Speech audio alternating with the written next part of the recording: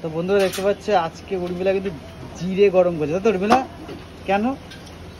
কুমড়ো পুঁই শাকের তরকারি রান্না করছি, এটা হয়ে যাবে যখন নামানোর আগে উপর থেকে এই জিরের গুঁড়োটা ছড়িয়ে দেবো।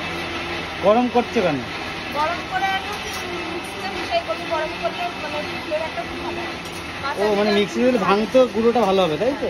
ভাজা জিরে আর এমনি কাঁচা জিরের মতো অনেক পার্থক্য। মানে মুচমুচে ভাবটা চলে আসবে ভাজলে, আর ফ্লেভারটা ভালো আসবে নাকি? খেয়ে দেখুন। দেখতে পাচ্ছি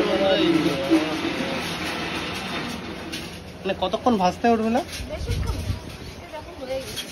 ওইটা এই বন্ধ করে দেবো, এই একটু লাল লাল হলে লাভই নেই। তাওয়ার যে আগুন থাকে এটাই হচ্ছে কারণ জিরে ভাজার কারণ, তাই তো? জিরেটা ভেজে নেওয়া হয়।